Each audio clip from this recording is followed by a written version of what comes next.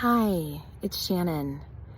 Welcome. I'm so glad you're here with me. You might hear some sounds in the distance as I'm sitting on a bench here in Colorado at the end of a wonderful week's vacation. And I felt called to come here today to share this episode that's been quietly growing in me all summer. It isn't something I sat down and outlined or planned. It's more like something I've been living, and now it feels ready to be shared. So lately I've been thinking a lot about energy, not time, not productivity, not how many things can I check off my list, but just energy. Because I've realized that the quality of our lives has so much less to do with how busy we are, and so much more to do with where our energy goes.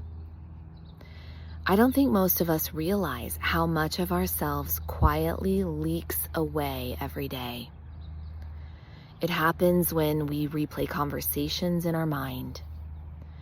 It happens when we wish someone else would change. It happens when we try to explain ourselves over and over, when we carry responsibility for everyone else's emotions, when we compare ourselves, or when we scroll instead of noticing the sky, when we stay in stories that no longer belong to us. None of these things seem very big on their own, but together, they're like tiny holes in a bucket. And before we know it, we're wondering why we feel so tired. Why creativity feels just far away. Why we're not even sure what brings us joy anymore, or why we can't hear ourselves. I've lived there. And I honestly think many of us know what that feels like. There have been seasons of my life where I spent so much energy trying to understand everyone else that I slowly stopped understanding myself. I was listening to every voice except my own, waiting for circumstances to change, waiting for people to change, waiting for clarity to magically arrive.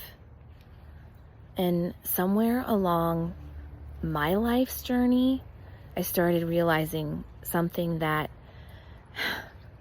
feels humbling and also really freeing. Every minute I spend wishing someone else would become different was a minute I wasn't creating my own life. I've spent the week getting up really early, walking with a dear friend. And by the end of our week's walks, this was the realization we both came to together.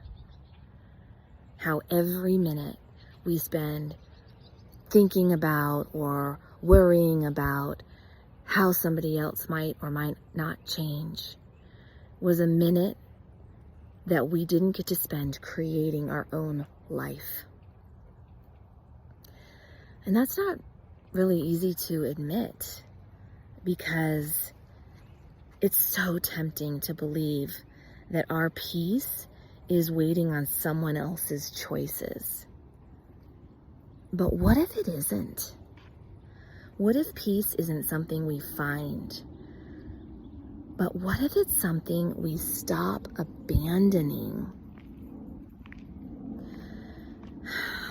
I think it's a good question, and I think it changes a lot of us. And this summer has looked very different than most.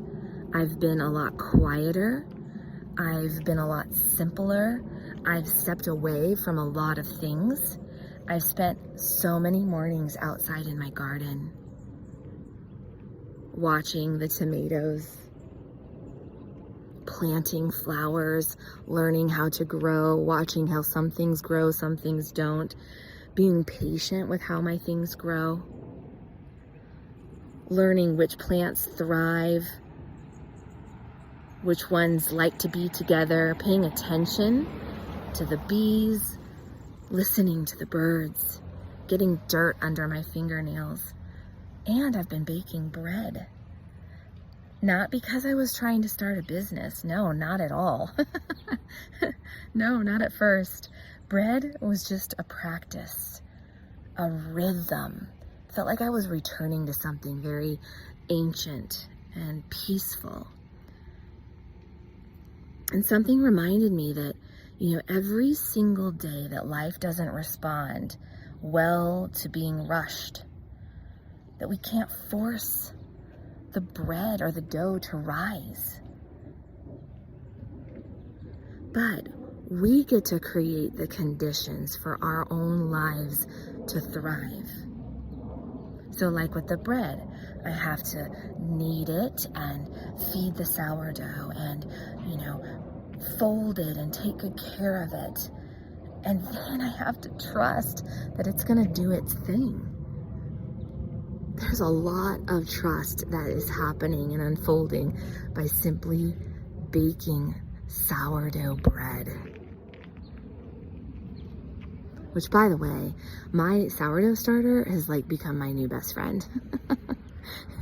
I have conversations with her. Yeah, we're pretty close. The garden has also been teaching me the same thing, that you can't, pull on flowers to make them bloom faster. You can't stand over the tomatoes and demand that they turn red. You water, you nourish, you pay attention, and then you wait. There's so much simple wisdom in that. And somewhere in all of my quiet mornings this summer, between watering my flowers and feeding my sourdough starter, between sketching with watercolors and sitting outside with my coffee or tea, I'm really starting to see that I wasn't trying to build a business anymore. I was building a life in alignment with my authenticity, in alignment with my heart.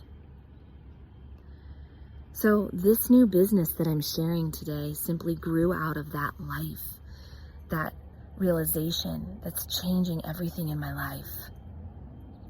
For years, I've helped people remember themselves through coaching, through energy work, through retreats, through art, through conversations. And while I have loved every single season of my life, something new was asking to be born. And it's not because I planned it. It's just it showed up. I can't even pinpoint an actual moment that this all really started to unfold. It was little by little showing up for myself every single day and not letting life circumstances drain my creative energy, but bringing it back to me. Because I finally gave myself enough space to hear myself and to connect with what wants to be brought through. When we stop leaking our energy, something beautiful happens. We begin hearing what has quietly been calling us under the surface. Our creativity comes back because we finally make room for it. And I think creativity is our natural state. Children know this. When I started having my kids, that's when my creativity really started to return and come back to me, because I would watch them with just, pure courage, not thinking about it at all. They'd grab their crayons, sticks, jump in the puddles. They're not, wondering if they're talented enough or, what they're creating. They just jump into life and go for it. They're simply expressing themselves. And most of us stop doing that. We stop playing. We stop expressing our creativity without feeling like, oh no, what if I do it wrong? So we become practical, we become responsible, we become efficient. We begin organizing our lives around everyone else's expectations. We slowly move ourselves to the edge of our own lives rather than staying at the center of it. Can you relate to this? Until one day we realize we've forgotten what lights us up. Maybe that's why transitions can feel just so dang uncomfortable, because they're really asking us to come back.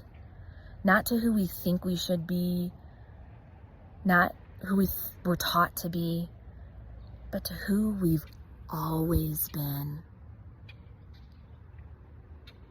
Underneath the surface. This season for me has definitely not been linear. There have been hard conversations, a lot of uncertainty, financial questions, moments where I wondered what was next, moments where I'm still wondering what's next, where I absolutely have no idea, where I'm starting to get really familiar and even somewhat comfortable with uncertainty. And yet, I also find myself feeling more alive and happier than I have in years. Not because everything is working out just the way I had planned or that I have it all figured out. Because I'm finally living from my own center instead of constantly reaching outside of myself. And I think gratitude has played a huge role in that. I think I talked about that in one of my previous episodes about gratitude. But gratitude isn't about thinking your life is perfect. Gratitude becomes presence.